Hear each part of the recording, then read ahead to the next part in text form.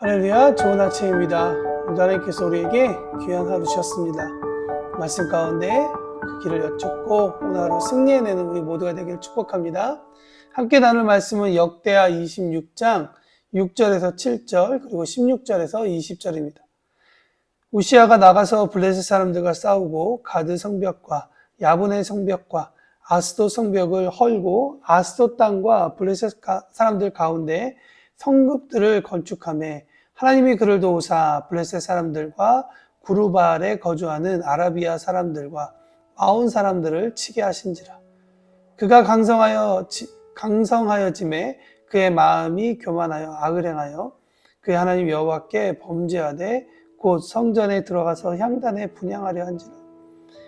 제사장 아사랴가 여호와의 용맹한 제사장 80명을 데리고 그의 뒤를 따라 들어가서 우시아 왕 곁에 서서 그에게 이르되 우시아여, 여호와께 분향하는 일은 왕이 할 바가 아니요 오직 분향하기 위하여 구별함을 받은 아론의 자손 제사장들이 할 바니 성소에서 나가소서.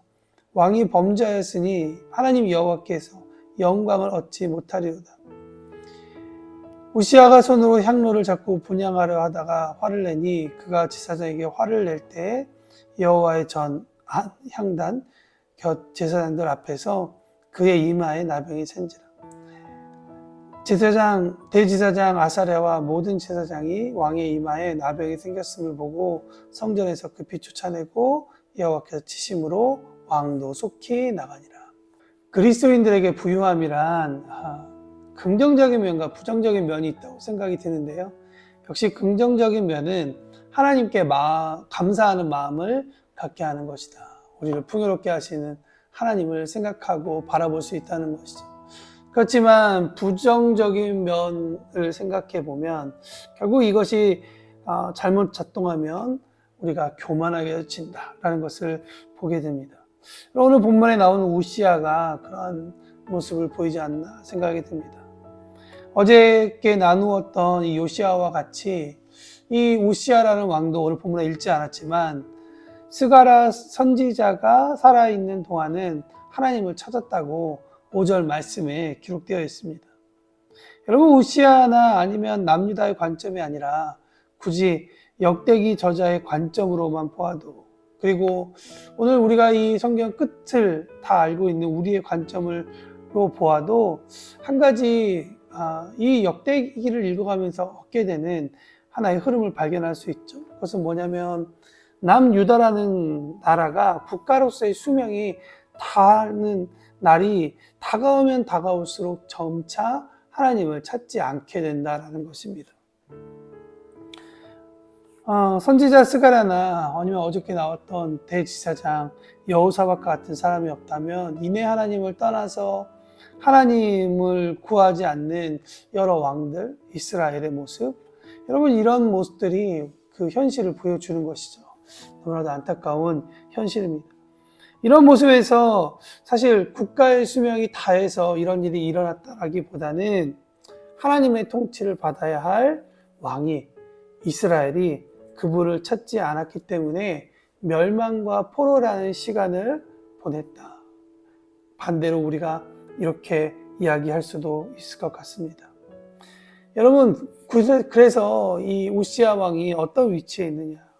이 우시아 왕은 오늘 우리가 본문에서 읽었던 것처럼 뭔가 부유했고 뭔가 많은 것을 받았지만 결국에 하나님을 찾지 않고 하나님 앞에서 교만했기 때문에 한 개인으로서는 나병이 걸린 그러한 환자가 되었고 그런 나병으로 인한 하나님의 징계를 받았지만 이것이 이스라엘 전체 역사를 바라보면 이로 인해 나라가 멸망하게 되었다.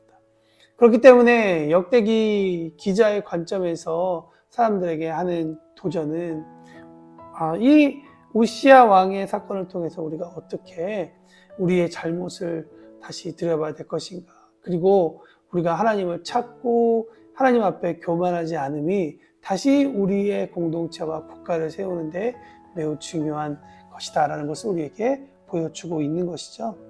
여러분, 우시아 왕은 블레셋 사람과 싸우고 여호람 왕 때 유다를 침공하여서 예루살렘을 약탈했던 이 블레셋과 아라비아 사람을 응징했습니다. 우리가 이 계속 읽어오는 말씀 가운데 보면 이스라엘의 이 역사 가운데 블레셋은 그렇게 만만한 존재가 아니었습니다. 그런데 이 우시아 때 이 블레셋을 여러 우리가 알고 있는 뭐 아스돗 같은 그런 성읍을 무너뜨리고 그 새로운 성읍을 쌓았다는 것은 그의 힘이 정말 엄청났다는, 강하다는 것을 우리에게 보여주고 있습니다. 그래서 본문도 15절, 16절 말씀에 보면 우시아가 점점 강성해졌다라고 기록되어 있습니다. 압도적인 힘을 이야기합니다. 그런데 오늘 제가 여러분과 함께 본문으로 읽지 않았지만 이 15절 말미에 보면 16절에 이 우시아가 점점 강성해졌다라고 말하는 것을 강조하기 위해 아니면 그것과 연관되기 위해 한 구절을 기록해 놓습니다. 그것은 이런 말씀입니다. 그의 이름이, 여기서 말하는 그의 이름은 우시아 왕을 이야기하죠. 우시아 왕의 이름이 멀리 퍼짐은 기이한 도우심을 얻어 강성하여졌다. 여러분, 기이한 도우심이란 무엇일까요? 하나님께서 역사하신 사건이죠. 저는 이 말씀을 읽으면서 다윗의 때와 같지 않나? 다윗의 이름이 점점 퍼질 때, 솔로몬의 이름이 점점 퍼질 때 하나님께서 행하셨다는 것을 주위 나라 사람들이 알았다는 것이죠. 여러분, 오늘 이 본문에서 역대기 기자가 하고 싶었던 이야기는 바로 이 이야기인 것 같습니다. 기이한 도우심, 그걸로 인해 강성해졌다. 그럼에도 불구하고 이 우시아 왕은 하나님께서 주신 이 힘의 근원을 그가 몰랐던지 아니면 그가 무시했는지 모르겠지만 점차 교만해졌다는 것이죠. 힘을 주신, 다시 말해 힘이 부유해졌을 때 하나님께 감사하지 않고 겸비하지 않은 우시아는 그대로 왕이 하지 말아야 할 제사장만이 할 수 있는 분향단을 잡습니다. 하나님을 의지하는 겸손을 잃고 정치와 종교, 권력을 모두 누려 최고의 권력자가 되고자 했던 그의 결과는 무엇이었을까요? 아까도 말씀드린 그의 영혼이, 그의 육신이 철저하게 파멸되는 것이었습니다. 찰스 스펄전 목사님이 이런 말씀을 했대죠.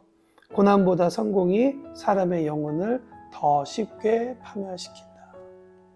그럼 고난도 사람의 영혼을 파멸시키지만 어떤 성공의 그 근원 알지 못할 때 그로 인해서 사람이 얼마나 망가지는지 우리가 살고 있는 세상 가운데 그 메시지로 잘 받아서 알고 있습니다.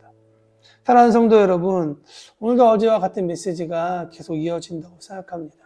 같은 메시지가 이렇게 연결될 때에는 우리 가운데 하나님께서 주시는 분명한 목적이 있다는 것을 기억하기를 바랍니다. 하나님을 스스로 찾고 겸비하는 우리가 되었으면 좋겠습니다. 또한 부유할 때나 가난할 때, 특히 부유할 때 겸손할 줄 아는 우리 모두가 되었으면 좋겠습니다. 힘을 주신 이가, 힘을 부유케 하신 이가 하나님이신 줄 우리가 기억했으면 좋겠습니다. 아까도 15절에 말한 것처럼 기이한 도우심이 우리 가운데 있다는 것을 알게 되면 여러분, 우리가 하나님 앞에 더 겸손하기 때문에 우리를 교만하게 하고자 하는 그 교만의 유혹이 자리를 잡을 그런 틈이 없는 것이죠.